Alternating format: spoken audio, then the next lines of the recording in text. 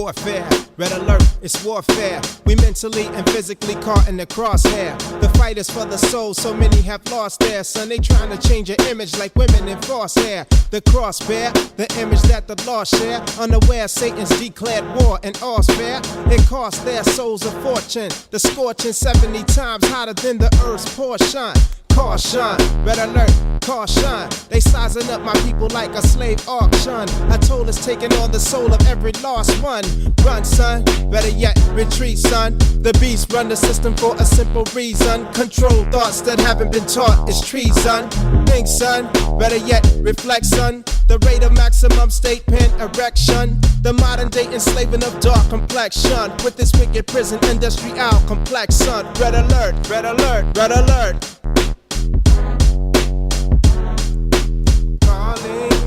All I got told you, I'm calling.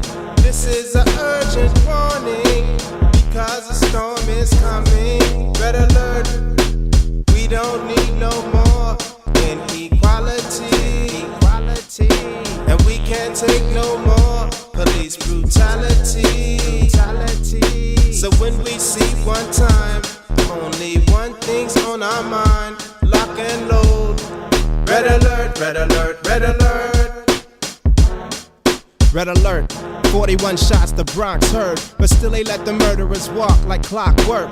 Damn if I don't wanna go make my Glock work like a slave to the rhythm of shots till cops heard. It's too late to convert when you're in the dirt facing your eternal damnation. It feel great when you send the devil. Love, peace and love to the family. How's everybody doing today? Just want to let y'all know, man, that we really appreciate, you guys, attending to our show, the Aquarian NUR, that we just kicked off. And we need support, because I'm trying to bring you guys, man, the best speakers out here, and for you to enjoy this show, man, that we have, man, Aquarian NUR, going into this Aquarian energy. And it's like they say, it's a great reset, and it is a reset, and we need to all reset our minds. And like I said, once again, I got the best speakers, man, that's going to be on these platforms, man. So if you can support the team, because this is a team effort, it's just not me, you know what I mean? So I have a Cash App, which is $ Ali Productions. And also I have a PayPal, which is paypal.me/091765. And if you guys can support and donate in any type of way, man, we will be appreciated, man, because this is a teamwork, and all of us need to collectively come together, man, so we can get our birthright back, because it was definitely stolen. And a lot of us need to understand and wake up how it's stolen, and so we can do something about it, because it's our time, man. Peace.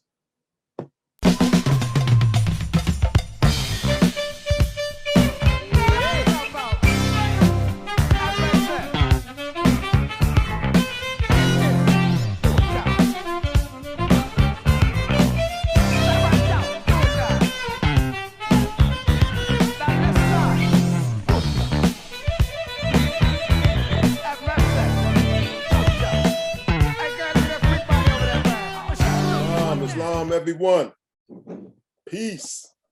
Ain't been up here in a while, but this is Brother Ali, and the show is the Aquarian NUR. And today we got the brother, no other than Talib Mosi Bey. Man, I just want to let you know, truthfully, man, I learned a lot from this brother, man. A lot. Straight up, man. I mean, when it come down to even my still elementary etymology, I mean, I still be showing people just little basic stuff, man. And they be like, wow. And this brother, man, even I'm talking about, man, going back to 2014, man. I'm talking about the Masonry. Yes. You know what? That's coming up, man. Yeah. Hey, look. And the St. John's Day is coming up. I have another. Well, I have another front picture. I'm gonna put that out, man.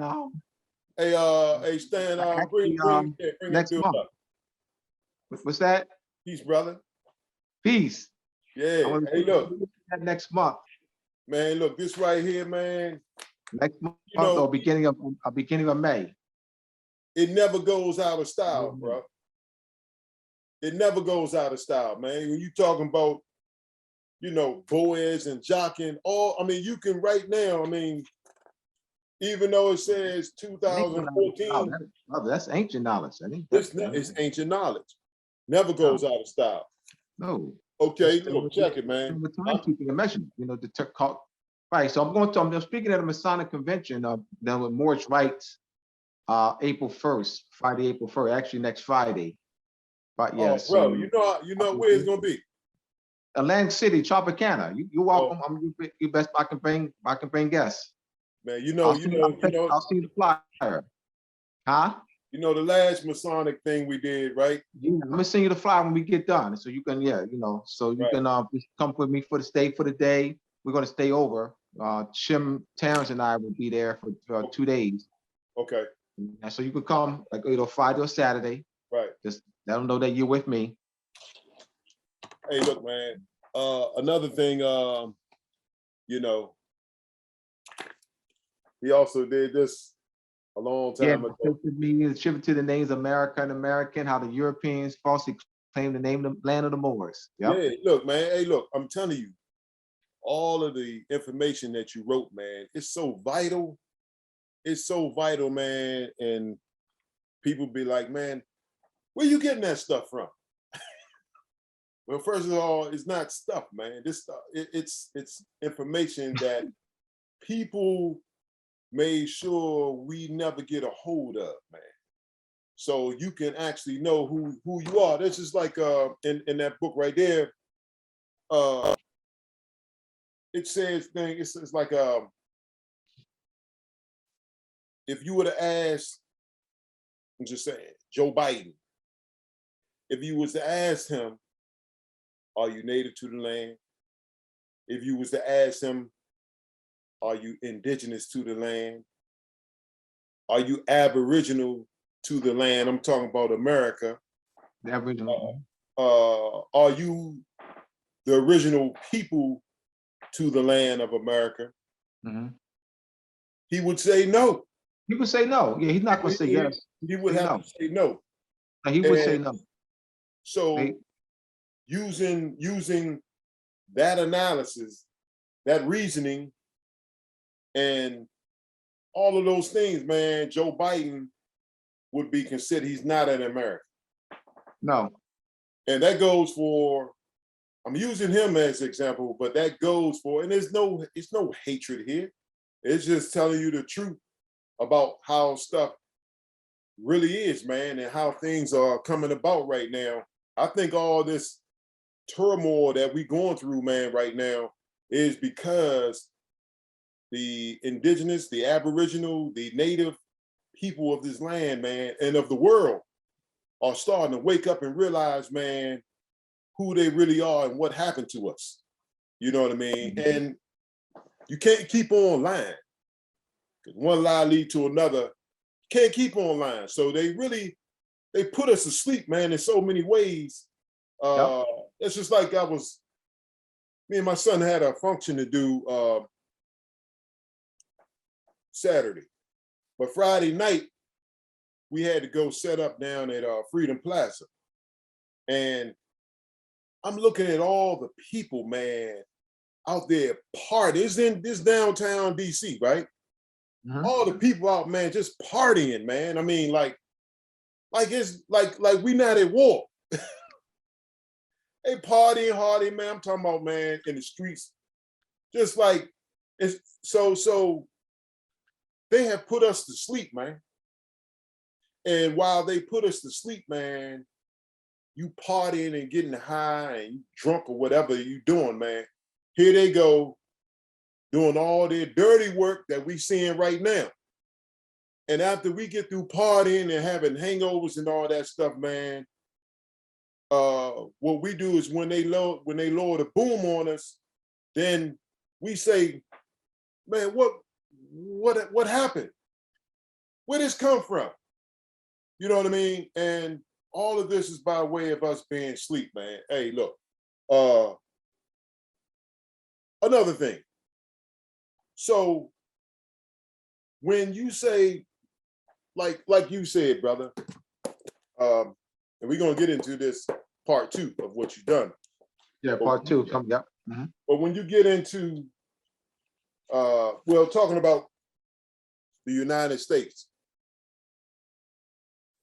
we have people here in the United States classified as, man, Negro, Black, colored, Puerto Rican, you know, all these labels, Latino, and, you know, we live up under the jurisdiction of the United States, or at, you can correct me if you want, Abdul, at or in the jurisdiction of the United States, because it's not a land. All right. Let me provide some. Go ahead. It's actually the jurisdiction of Great Britain and not the United States. All right, hear me out. Okay. United States is a child of Great Britain. United States is not an occupying sovereign. The subjects, just follow me here. Right. The subjects, the British subjects who were in rebellion and fought against their mother in rebellion. Right. We're gonna go. Those Ben Franklin, Alexander Hamilton, James Madison, Wilson, and others. They didn't come out of nowhere. They served on they were members of the assembly, of the proprietary colonies and the royal colonies. Right. They were members of the assembly. They were well educated. Their parents, though they were still British subjects, well educated. They went to King's College, now Columbia University. They went to Harvard, and they remember these established in the 1680 something. That's Harvard. Mm-hmm. King College, early 1700s. That's Columbia University now. All right. They was well schooled. They were members of the colonial governing body. Right. So they didn't come out of nowhere. They weren't some ignorant men some poor ignorant men that came out of anywhere. They were connected because they were part of the assembly. Mm-hmm. Of you have the governor was appointed by king. Right. And that's the royal colony. Right. So you have the royal colony where the governor is appointed by the king. You have your proprietary colonies, which was William Penn, the right. Penn Charter. That's a proprietary where Charles II granted William Penn. Right. That was his Charles II owed William Penn's father a debt. William Penn was viewed as a troublemaker in England. He challenged the crown, and he was put in jail. William Penn's father called on a debt owed by Charles II owed him, and so Charles II repaid the debt by granting William Penn a colony, a charter to right. set up a proprietary colony right. on Moorish soil. So you have the proprietor was for appoint. They will sometimes appoint the governor, and then they will also appoint esquires that were part of the governing body. So Ben Franklin and George Washington, they were part of that. Mm. They went to, like I said, Harvard and King's College and Rutgers. And these colleges were set up in the late 1600s, early 1700s. So I said, so they didn't come out of anywhere. So it was the proprietors that had a beef with the crown. The proprietors, the esquires were the ones that did a lot of the drafting. Right. So, this concept that the United States defeated Great Britain at war, that's a false concept. Article 1 of the definitive treaty, peace treaty between Great Britain and United States, 1783. The word Great Britain acknowledges the United States as a free, sovereign, independent, and all 13 of them. It named all 13. Relinquish. The word is relinquish, not cede. In Article 1, the word is relinquish, not cede. It's not grant. It's not conveyed.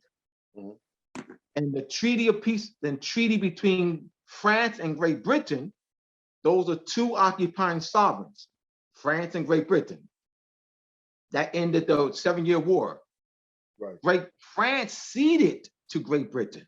And the word is cede in the 1763 treaty, peace treaty between Great Britain and France. So we've got to keep in mind that King Charles III had his representative meet with British subjects in France in 1782 to negotiate that treaty. Remember, these are British subjects. Right. They were born on Moorish soil in the British Dominion. Their parents born on Moorish soil. They were born as British subjects on Moorish soil in the British Dominion. So let me ask you, at that time, where was the British jurisdiction at that time? Where, like, in different parts of the world, different parts of the world. All right. The British jurisdiction was also in the islands. That's what's called dominions. Right. All right. Article 4 of the 1856 treaty. That's the general treaty between Morocco and Great Britain, 1856. Article 4 deals with issues of conquest or by treaty. So so you're talking about dominion. That's in different parts of the world. Just like we have the Moorish dominion. The Moorish dominion extended in different parts of the world. The Moorish power extended in different parts of the world, which would be the empire and Great Britain's power. Absolutely. So that's what's called dominions. Right. So when I say the 13 colonies, that's the British to this day. As I'm speaking right now, right, that is still the British Dominion to this very day. To this very day. What is the supreme law for the United States? Is it the United States Constitution, or is it the 1783 definitive peace treaty between Great Britain and the United States? It's that 1783 peace treaty. Great Britain acknowledges the United States in that treaty. Great Britain relinquishes, which relinquish means to release. Relinquish doesn't mean surrender. Relinquish doesn't mean cede, doesn't mean grant. So Great Britain never ceded, granted, surrender anything to the United States. And what year was that? Because remember, Great Britain is an occupying sovereign. United States is not an occupying sovereign. That 1856 treaty, 1952 case between France and United States in the International Court of Justice. France stood on Moorish treaties between 1631 to 1892 to make her claim as having the most favorable nation claim. And France won. And as a result of France winning, United States had to repeal the Treaty of Peace and Friendship. They had to repeal the treaty, parts of the treaty between between United States and Morocco, 1786. And as a result, they had to close United States consular courts. So you will see the power of these occupying sovereigns. In the Act of Algiers of 1906,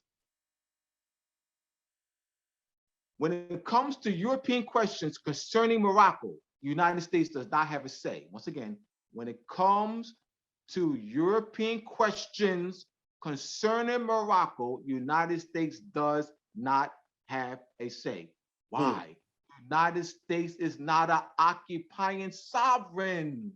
France is, Spain, Sweden, the Netherlands, Great Britain / England, Portugal. These are occupying sovereigns. I didn't say sovereigns of the land. They're occupying sovereigns. So that's what make the United States de facto then, right? No. That doesn't make the no. All right. All right. Let's clear this up. That's not focus. That's not. I'm gonna bring some points. I don't care how many United States you throw at me. 5, 10, 100. I give a rat's you know what about how many United States you throw at me. Bring a jurist. This is what a jurist does. A jurist does not concern him or herself with the 5, 10, 20, 100 different United States. The jurist will pull out the definitive treaty definitive peace treaty between Great Britain and United States. And what year was that? 1783.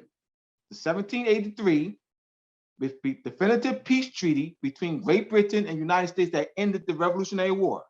That's all you're concerned about. Right. You're not concerned about Florida. They filed something in Florida. Don't concern yourself with some articles of corporation filed in Florida, some articles of corporation filed in Delaware. Brother, that means nothing. Right.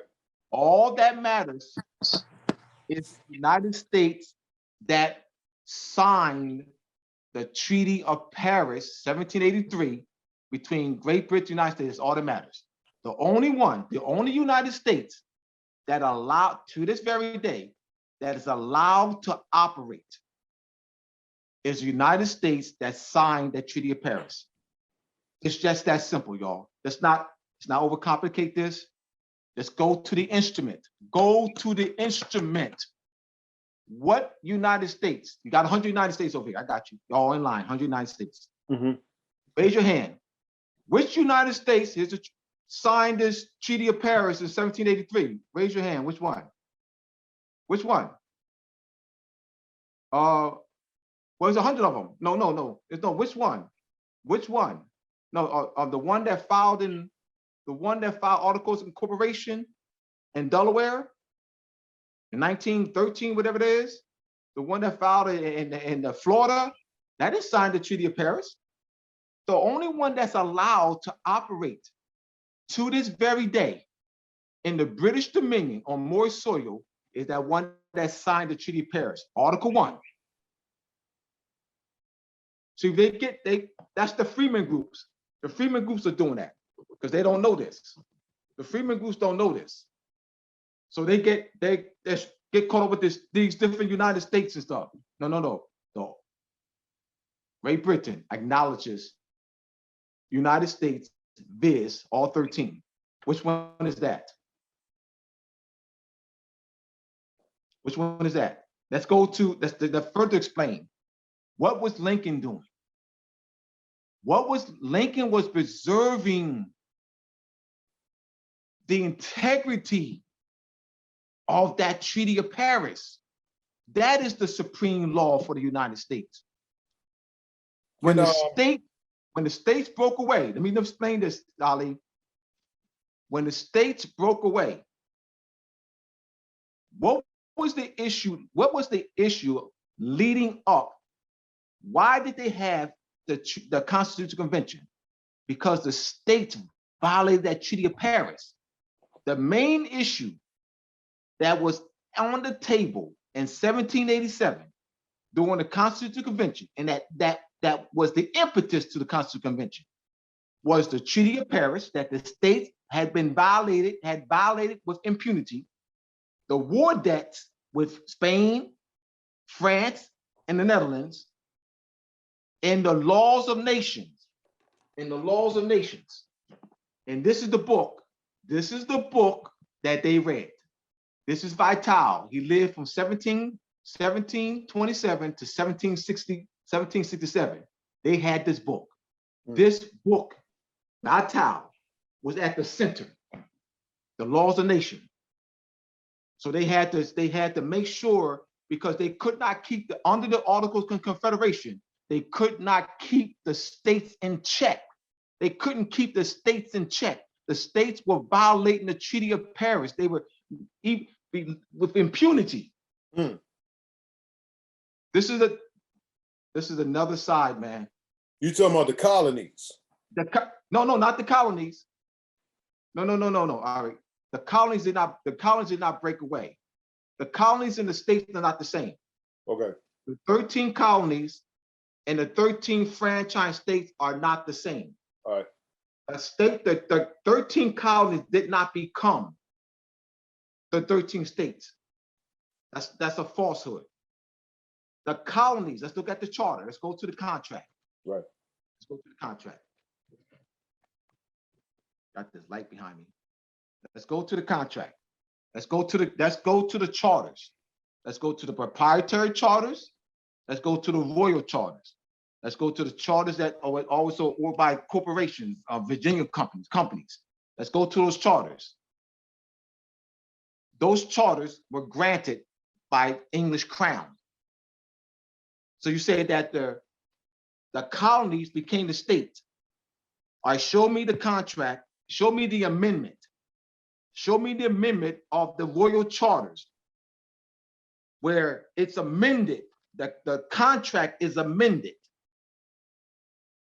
Show me where it was amended. The colonies did not become, they were allowed to use the names. The colonies do not become, they're not the same. You talk about investments.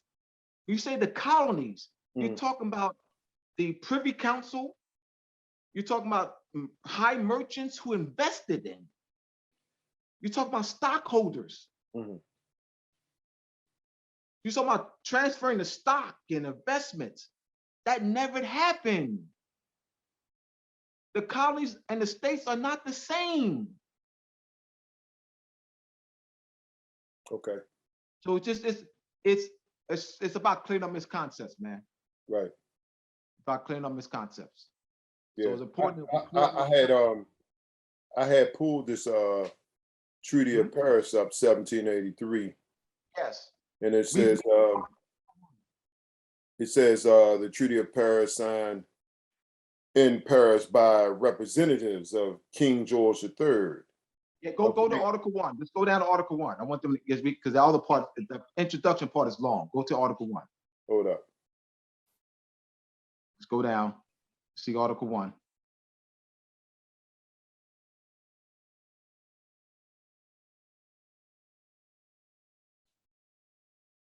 Ooh.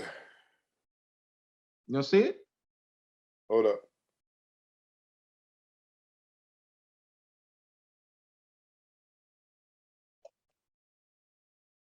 What articles are? That's the wow. I'm trying to pull it up. Oh, I thought you already had it up. No. I had the intro up.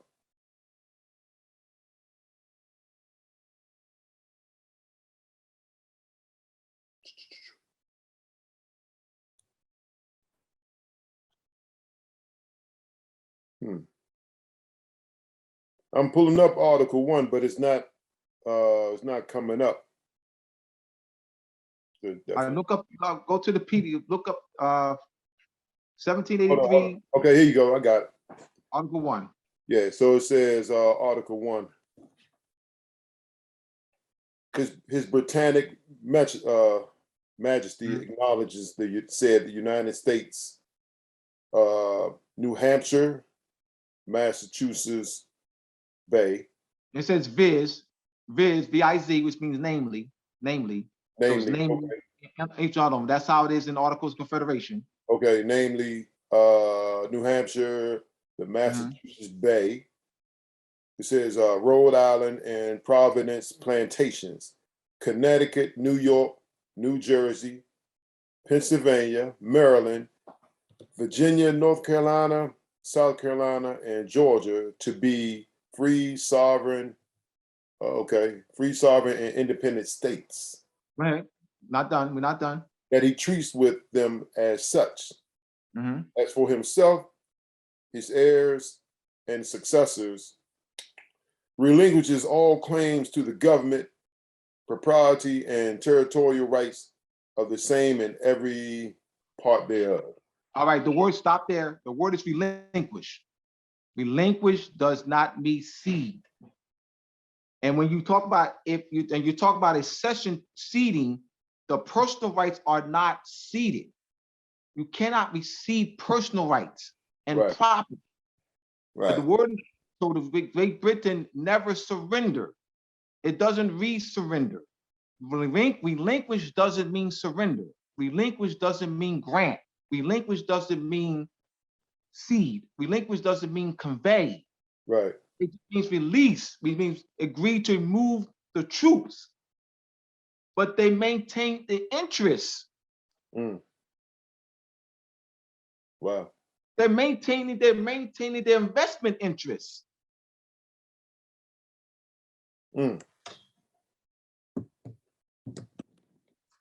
So today, with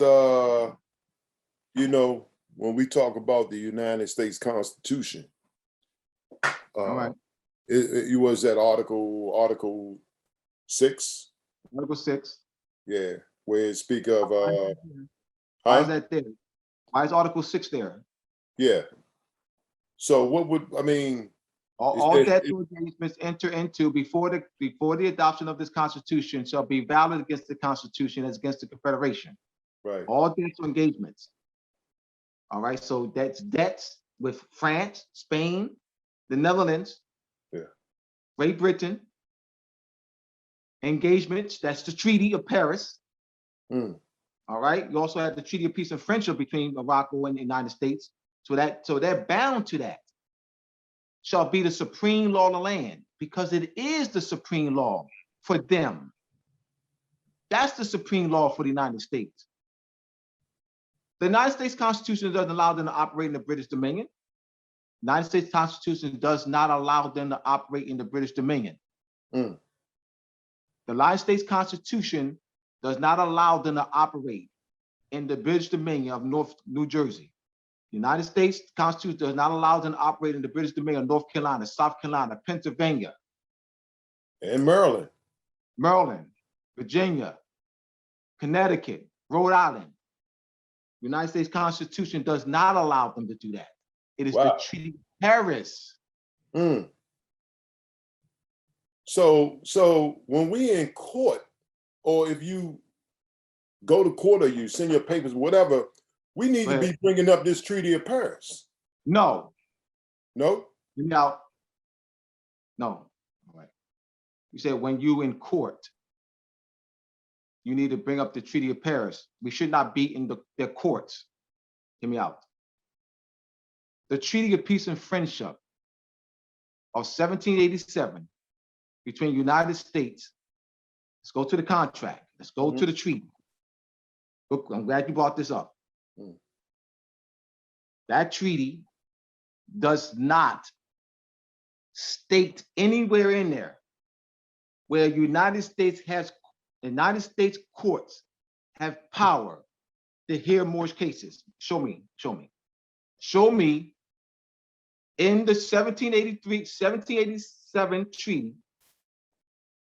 a peace and friendship between United States and Morocco, that the United States courts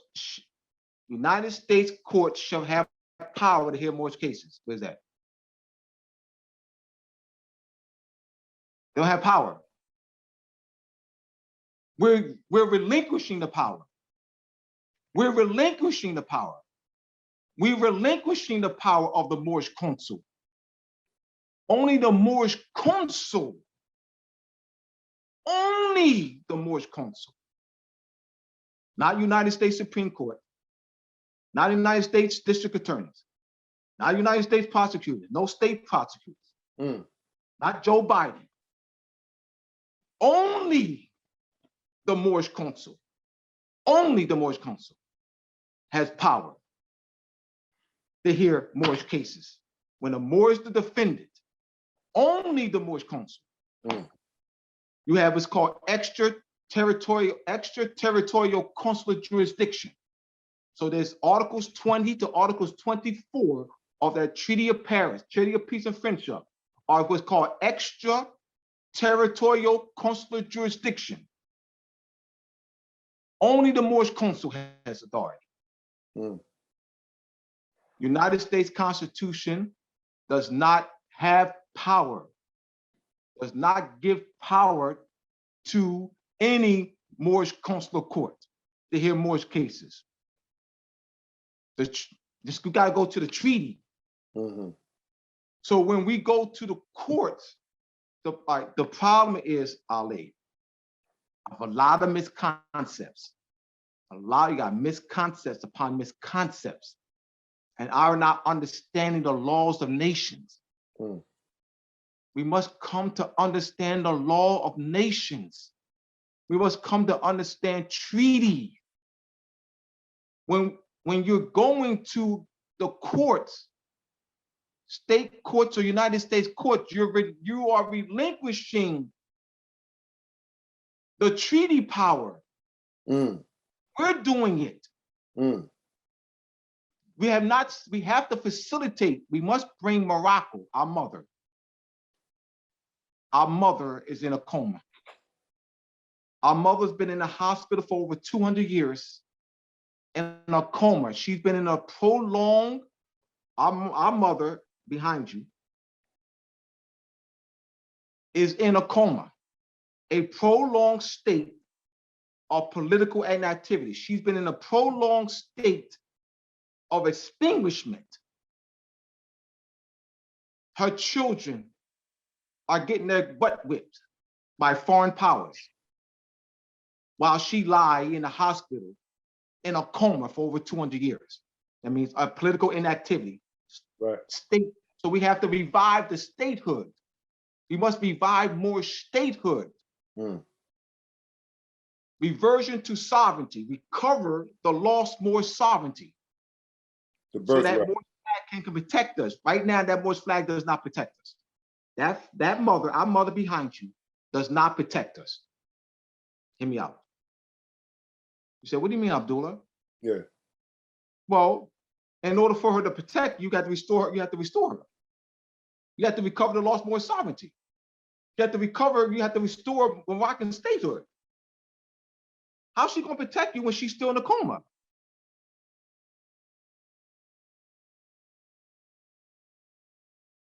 I'm talking about military.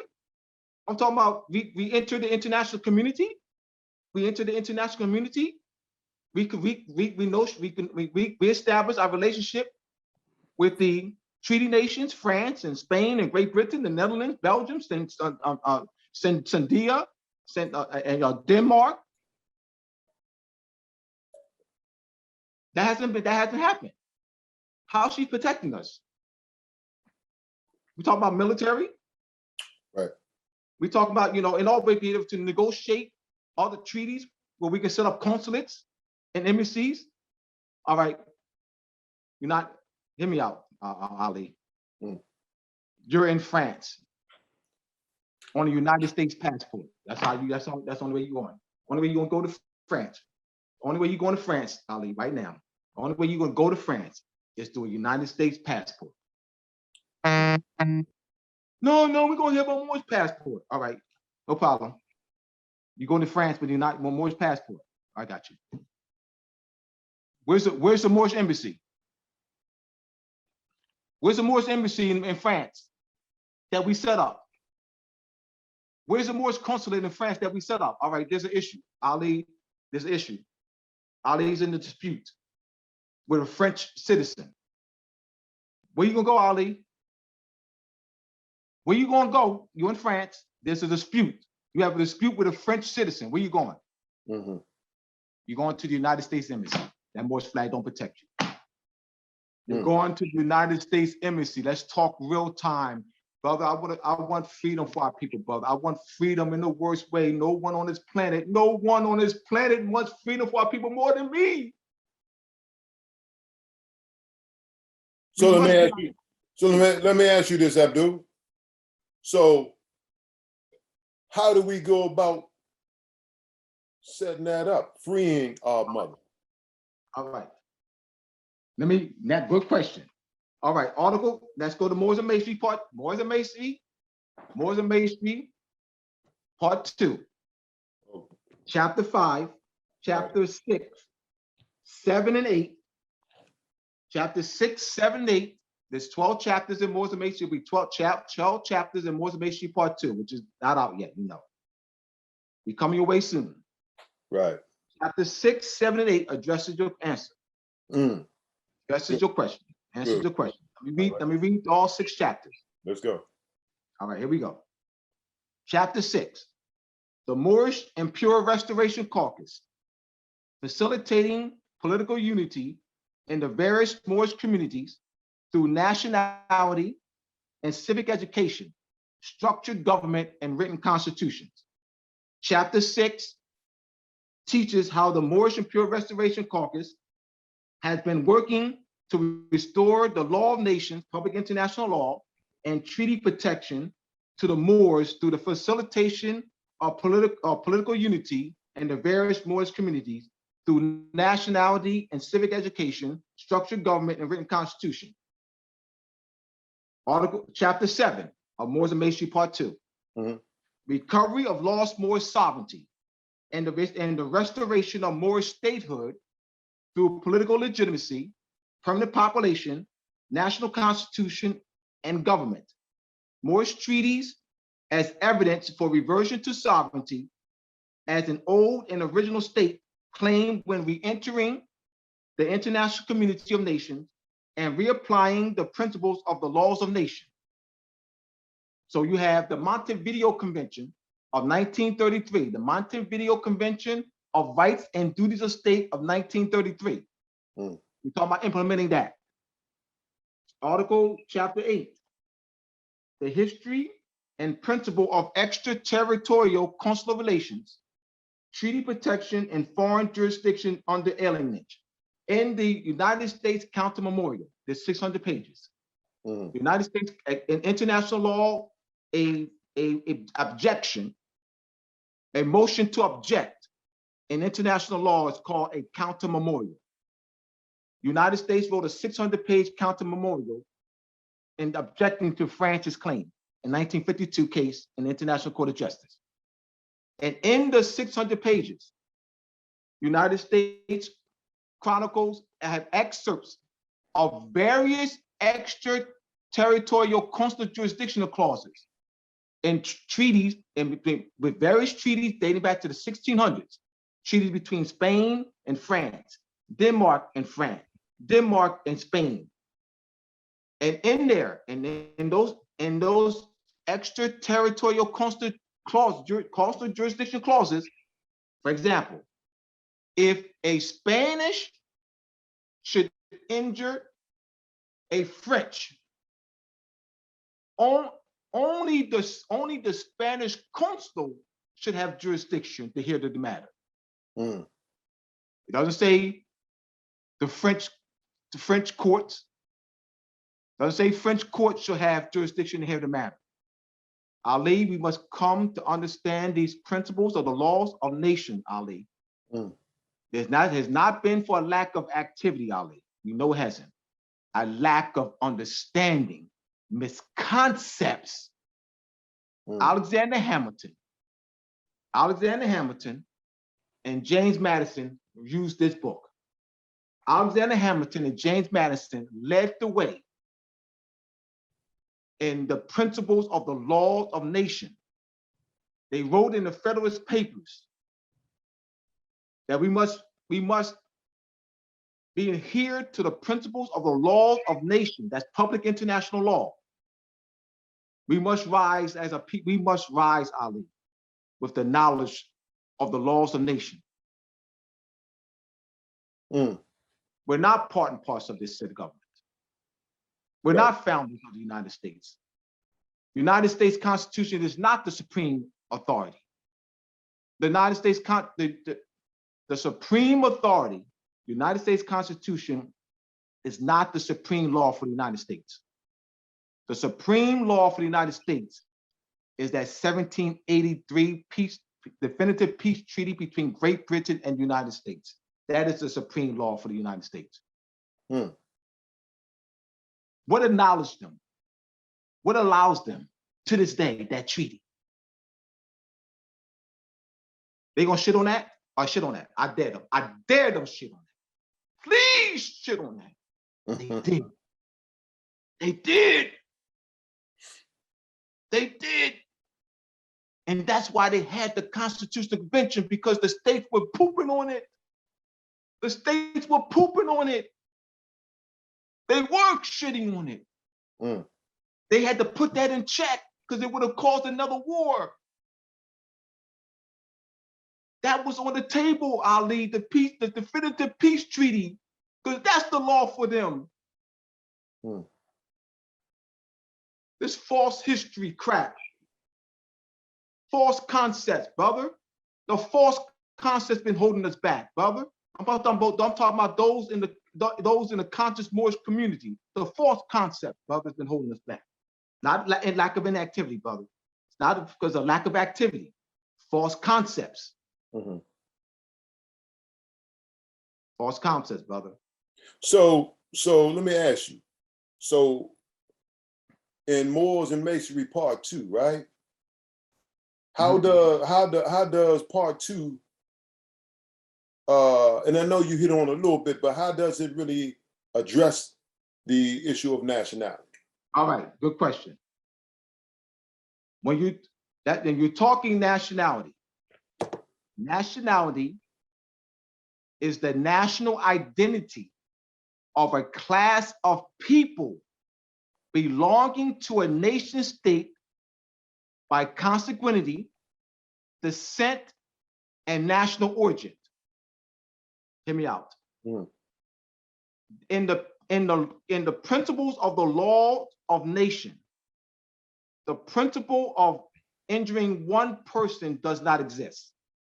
A state does not injure one personality. That doesn't exist. That concept doesn't exist. There's never an offense against one person. Hear me out. French cops are beating up on the German nationals. One German national. French cops in France beating up on one German national. But they're not beating up on one German national, see? They're not beating up on one German national. They're beating up on France. That's the concept. They're beating up on France. It's never that they're beating up on one German consul, one German national. That is an offense against the state of Germany. Ali, we must come to understand this principle of nationality. It is a national identity. So when you say more, it's not just one person, it's a class of people. When you say more, that's a national identity of a class of people that's protected under Moorish law, Moorish sovereignty. So they injure you, Ali. They injured Morocco. They ain't injuring Ali. It's an offense against the state of Morocco.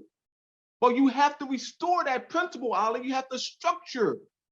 You have to restore the statehood.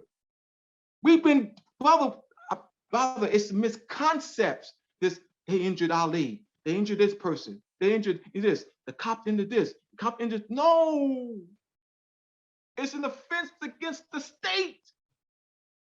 Always. We the people and the people, or the people in the park. The people in the park, the people of Morocco, that's not the same. The people in the park are playing does not have the same meaning as the people of the state of France, the people of Germany. That has not, this does not have the same meaning. When you say the people, that is the vested sovereignty. That is the collective sovereignty of a people that is embodied in a national constitution. We say the people. So it's an injury against the state, never an individual. As long as we keep saying, as long as we don't rise to this Ali and say that they injured Ali, as long as we say they injured Ali, and we don't structure it where it's an offense where they injured Morocco, we have to structure it politically, Ali, where it's an offense against Morocco. Yeah, because you've had brothers and sisters, man, here against these policy enforcers, man, and they have been effective in freeing themselves, you know, from these so-called policy enforcers, man, and certain laws of the United States when they've been coming our way. They've been pretty effective in knocking them down. So let me challenge that. Yeah, I disagree. How do you disagree? Good question. Once again, let's talk about. I just mentioned the principle, Ali. You said they would have been effective, knocking them down. Once again, you're talking an individual. That's addressing their personal case, Ali. So therefore, they're going to F somebody else up. It'll continue to happen. It'll continue to happen. Continue to happen. Then they got to, once again, they're addressing it individually. They're addressing it their own. They're addressing that it's an injury against themselves. Yeah, they injured them. They injured Abdullah. So Abdullah is addressing the case that they injured Abdullah. Abdullah is not going to the Moorish consul. Abdullah is not going to the Moorish consul when Abdullah, you're not focused and helping facilitate Moorish statehood, where the Moorish consul sends a letter rogatory. All right, the Moorish consul sends a letter rogatory.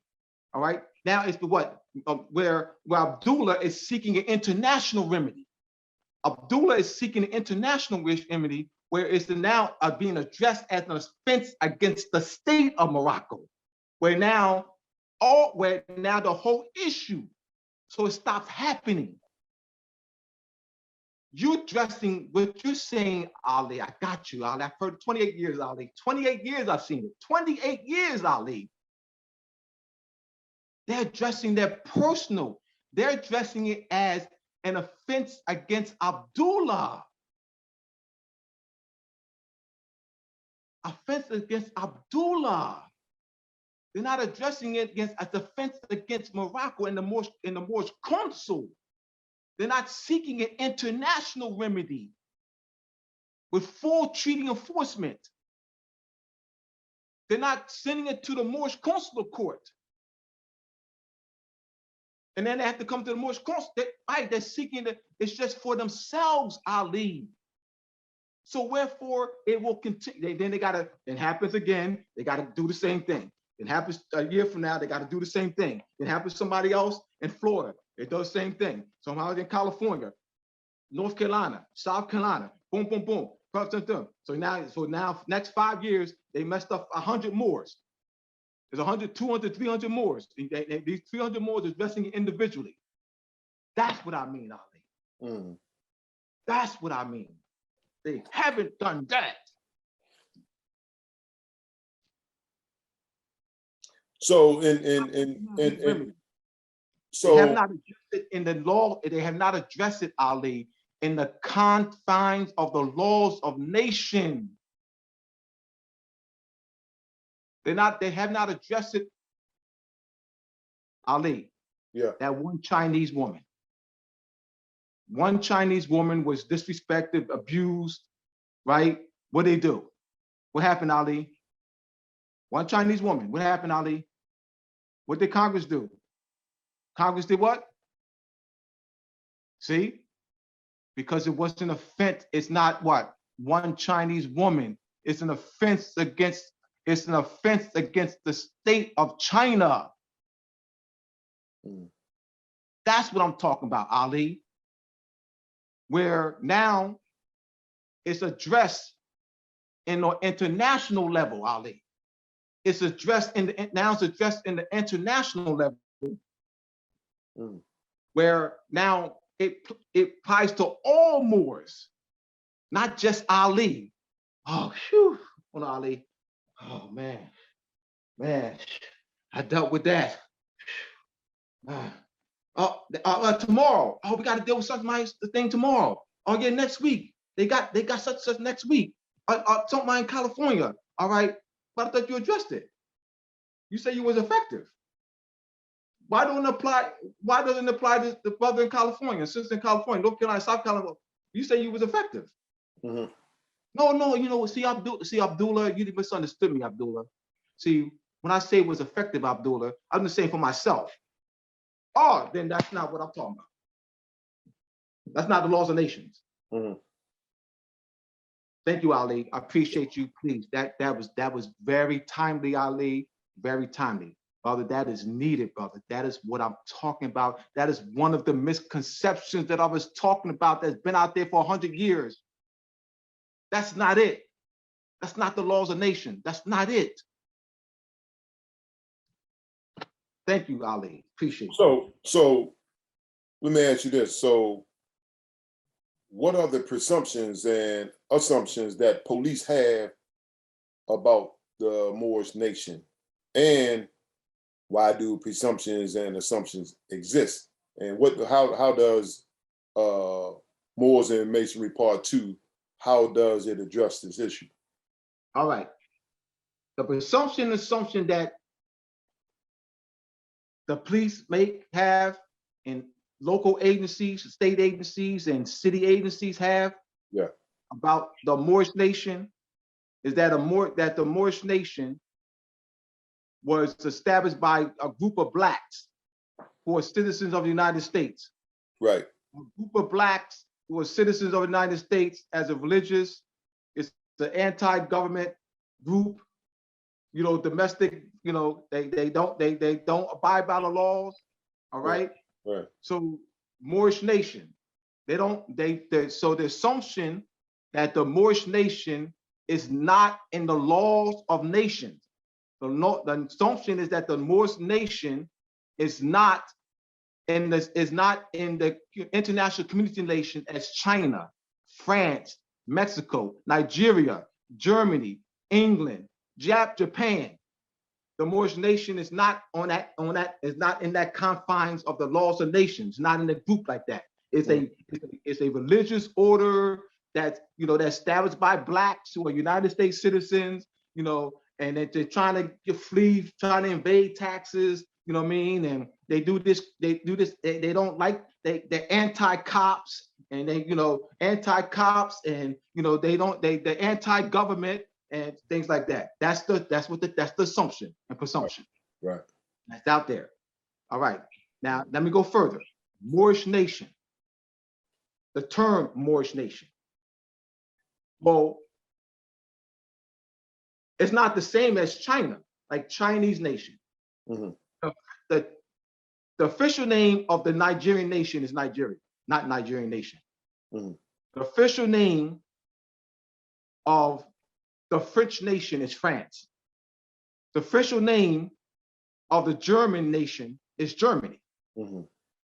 Yeah, German nation is not the name of Germany. What's the name of the German nation? Germany. Mm-hmm. And then also, Ali, going back to laws of nation again, we have not restored statehood. We have not re-entered the international community, so that we have not, so that we could be, as we enter the international community, we can once again be in the family of nations as China, Morocco, China, France, England, Germany, Japan, Mexico, New Zealand. It has not reached that. Right. So this is why there's so much doubt, because it hasn't reached that. See, you got Moors who know they're Moors, who are telling people that that's the case. They're lying to them. They're lying, Ali. They're lying and saying that, oh, we got a state.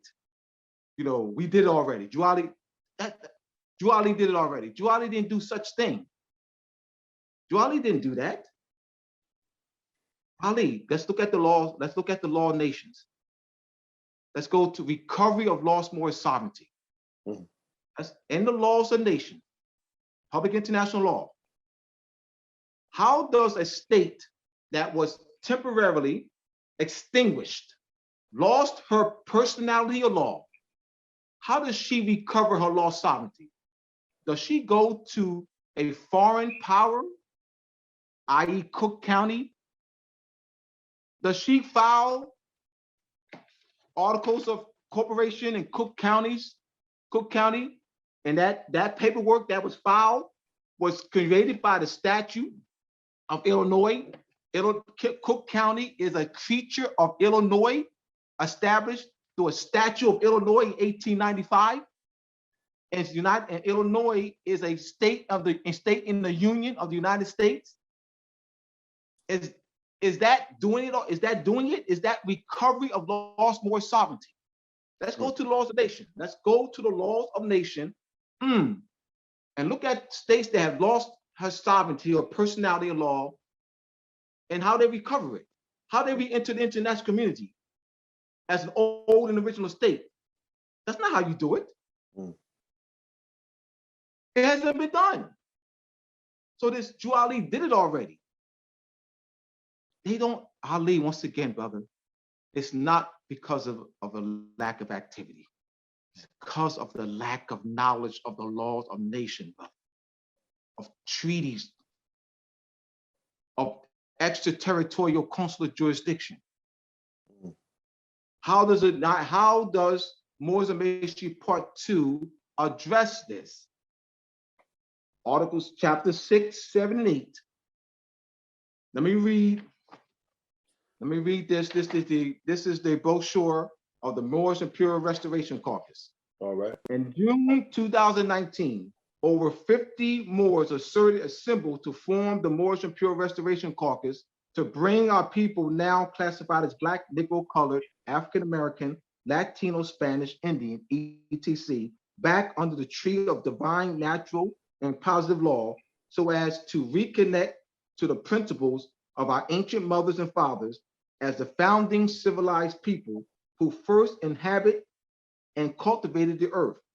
Also, our ancient mothers and fathers set among themselves a political, civic, and economic structure to contract one nation to another.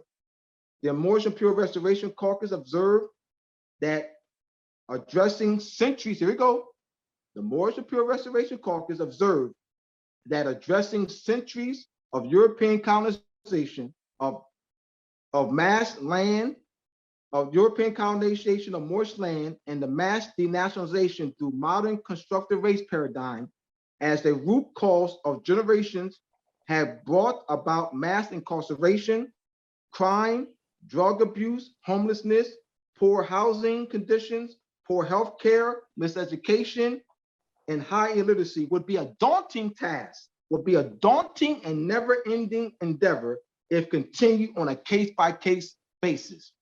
Right. Going back to the principle, Ali, the principle. An offense, there's no such thing, Ali, in the laws of nation, Ali, as an offense against Ali. Brother, that don't exist, brother. The cops cannot commit a offense against Ali. What are they doing, Abdullah? They're committing offense against Morocco. We're treating it, Ali, that they committed offense against Ali. That's not it, Ali. That's not the principle. Mm. We must rise to this, Ali. We must rise. Right. Brother, they cannot commit offense against you, brother. Brother, that doesn't exist. That concept, that principle don't exist. I see what you're saying. It's Morocco. Mm. I know I'm emphasizing again because I have to, Ali. This is a major concept. Major. So notice that I emphasize and re-emphasize major foundational concepts that must be inculcated in our communities. Never offense against the individual, offense against the state.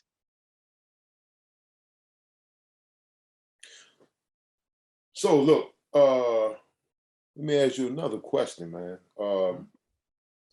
So how does Moors and Masonry Part 2 deal with the Dred Scott case, man? All right. You know what I mean? I'm going to read Justice Daniel, deceased.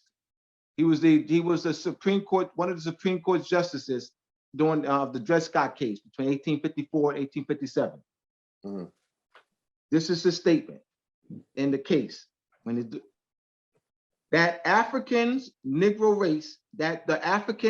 race never have acknowledged as belonging to the family of nations, that as amongst them there never has been known or recognized by the inhabitants of other countries anything partaking of the character of nationality or civil or political polity, that this race has been by all the nations of Europe regarded as subjects of recapture or purpose. Let me reread this.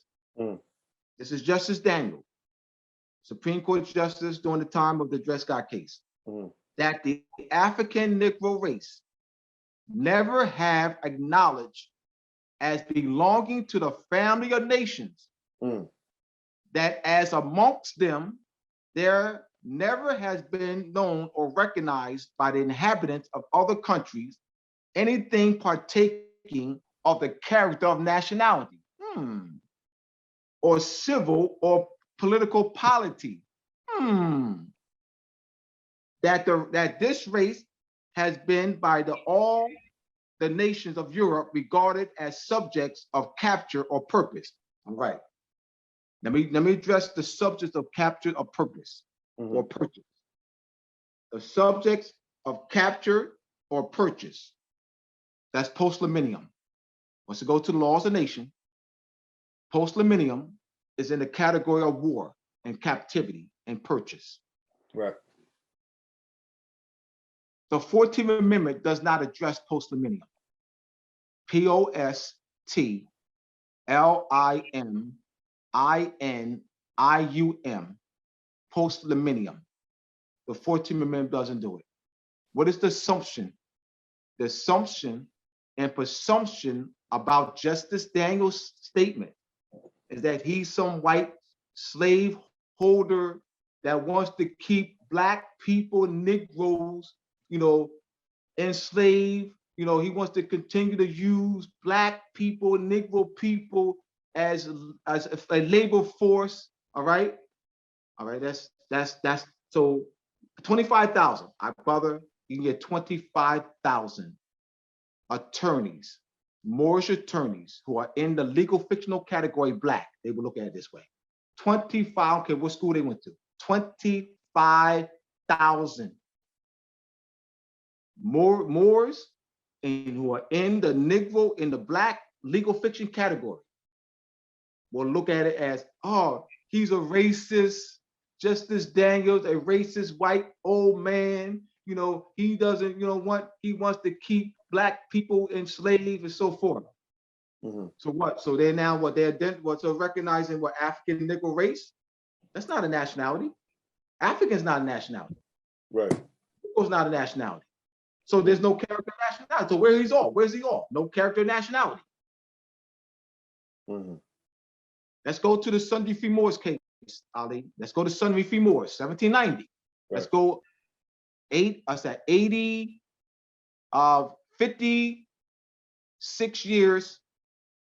50, this is 1954, right? Started 54. So that's 64 years earlier. 64 years earlier, 1790. 4 Moors,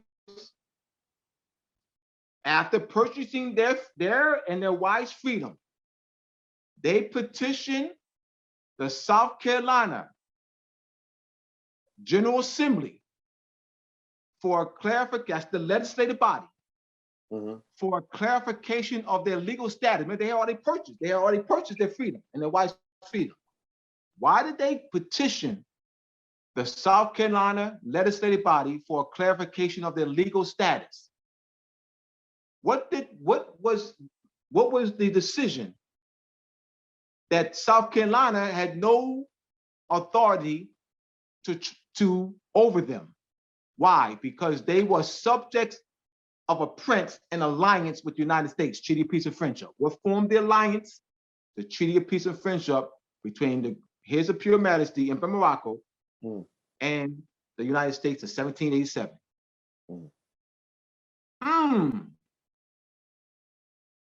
So the 14th Amendment, the 14th Amendment made this void. That's not post-millennium. I explained post-millennium, Abdullah. In the laws of nation, you can have captivity and purchase and war. You have laws of nation, you have, which is public international law, you have peace and war. Return to the threshold. The 14th Amendment is not post-millennium. Why? Because it does not return us to the position of power, economic, political, social power before European conquest, before European subjugation. It does not do that. I take over your house. I throw you out your house. 10 years later, I have you come back and say, well, go to the basement. That's not post-millennium. Ali, I have to restore you to where you were before I took over. Before I took over, the house, the condition, the house had to be in the same condition before I took over. The same condition. You had to be in this position of your finance and everything. Restore you the same position, the same position you were in before I took over your shit. The same position. If that ain't the case, that's not post-millennium.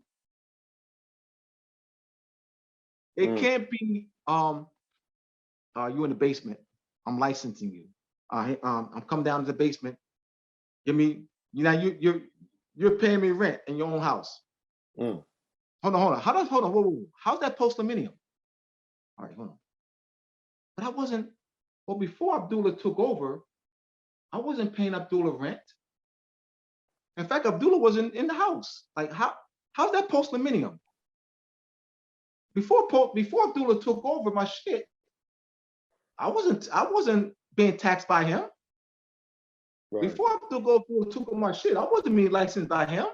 How's that post-millennium? Laws of nations, Ali. Exactly.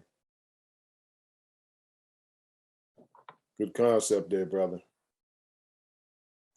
Yeah, that's gonna be a good book, brother.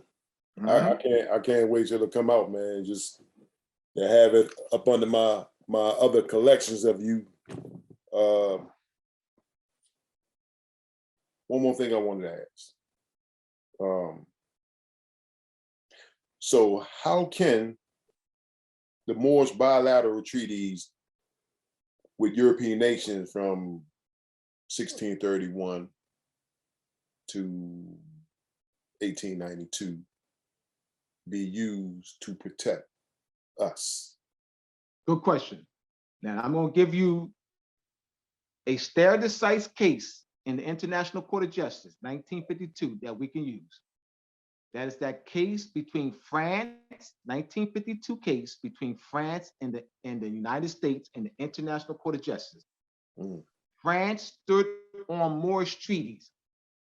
There were 3 types of treaties that were used to adjudicate that case.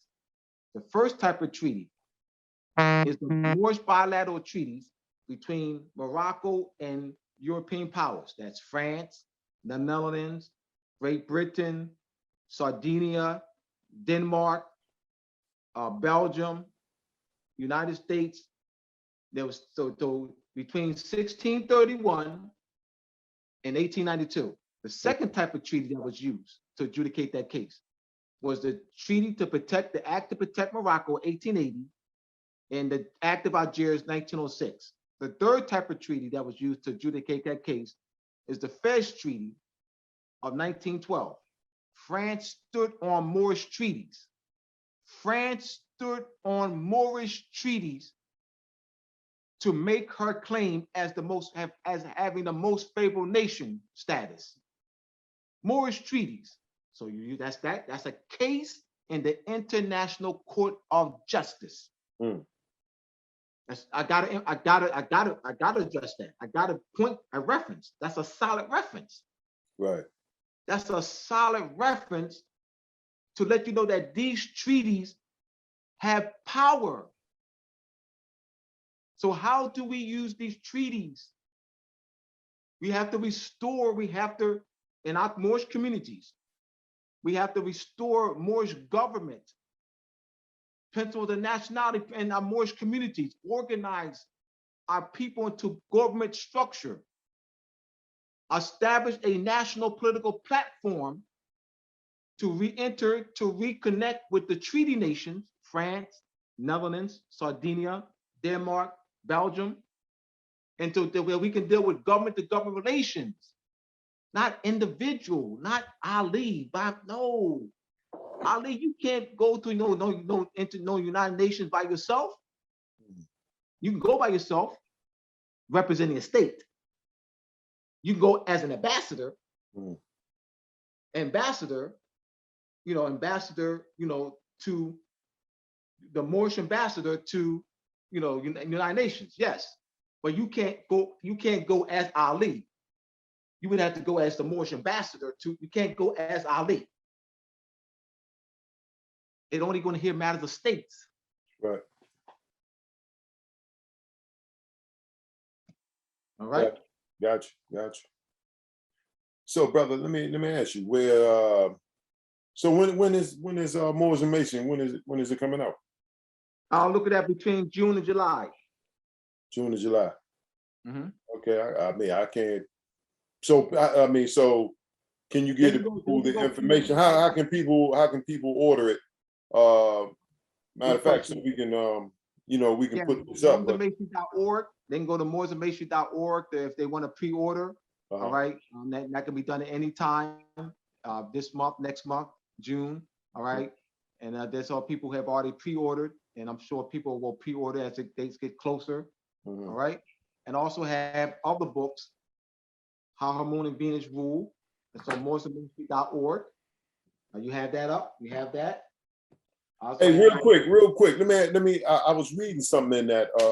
Before we go, I was reading. It's so many things, Abdul, man, that we have to address. Especially, putting the sister back on top of things, man. Where she belongs. Because, man, I'm telling you, the things I see out here today with our women, it's like it's very embarrassing, man. And they have the powers to be, man, suppress who she really is, man. So just like I was reading,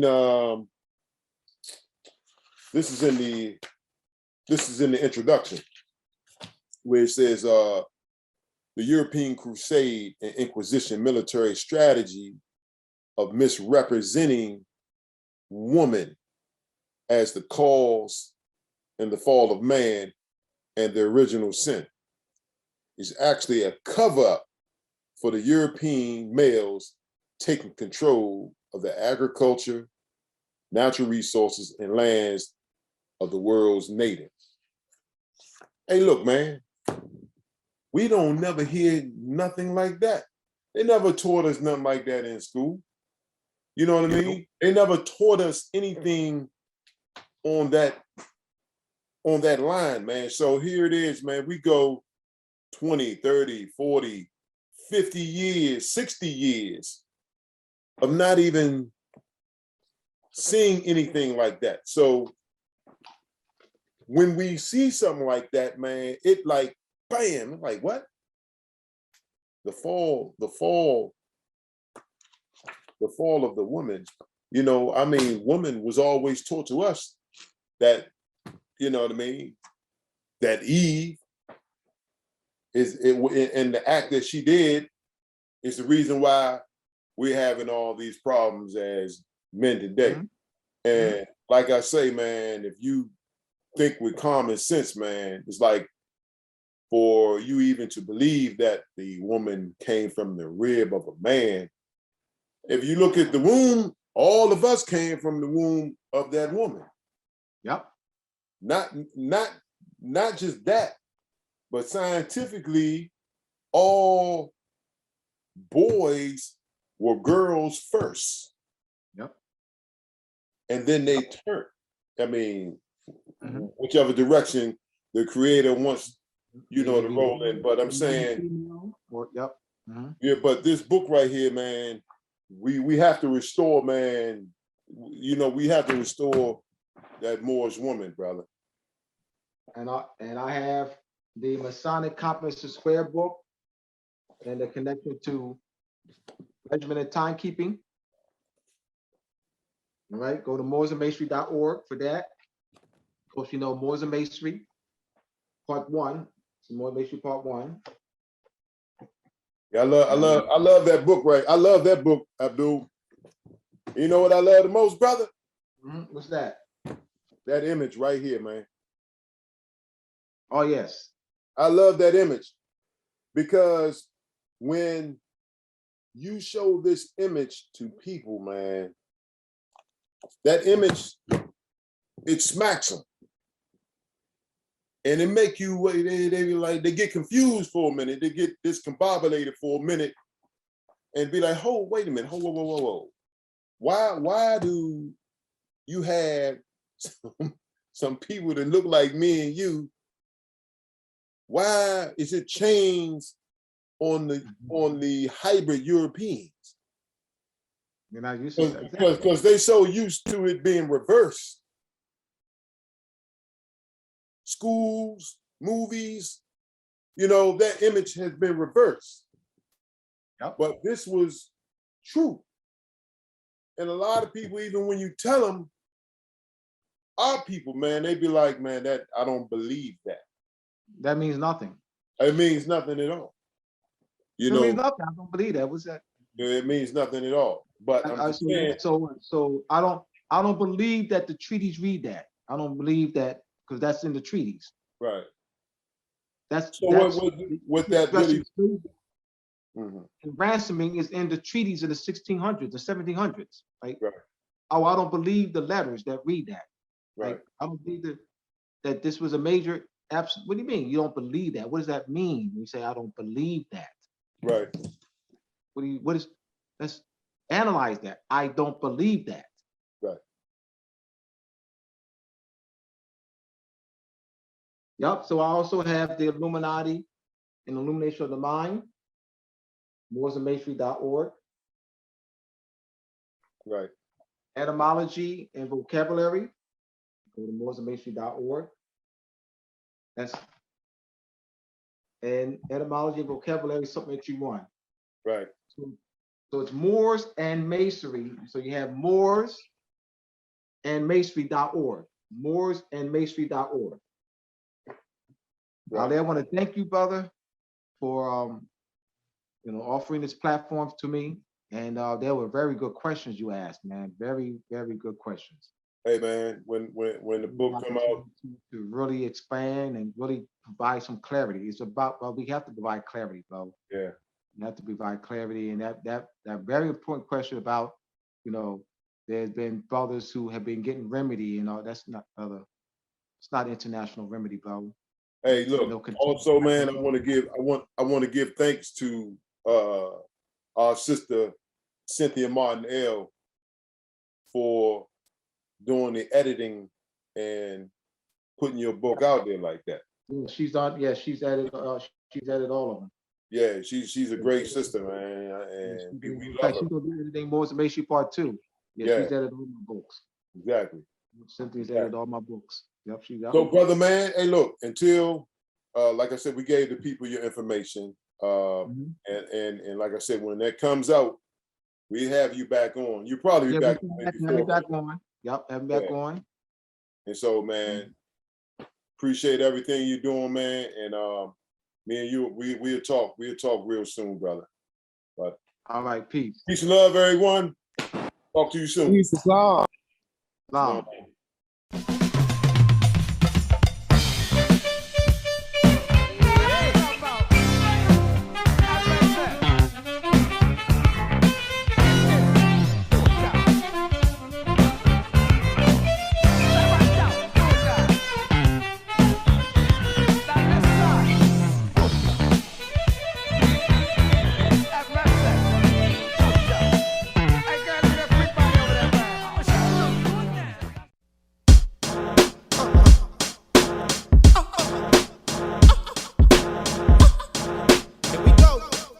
Here we go.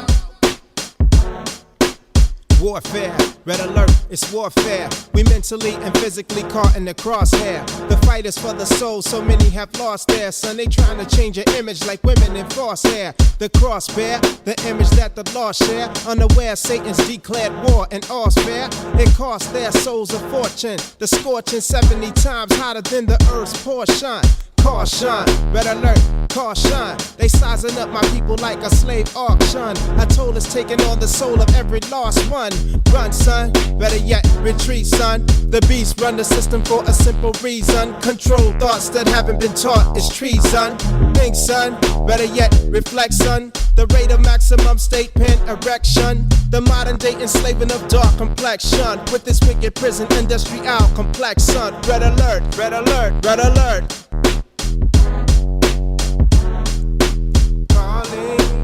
All I got to use, I'm calling. This is an urgent warning, because a storm is coming. Red alert, we don't need no more inequality. And we can't take no more police brutality. So when we see one time, only one thing's on our mind. Lock and load. Red alert, red alert, red alert. Red alert, 41 shots the Bronx heard, but still they let the murderers walk like clockwork. Damn if I don't wanna go make my Glock work like a slave to the rhythm of shots till cops hurt. It's too late to convert when you're in the dirt facing your eternal damnation. It feel great when you send the devil back.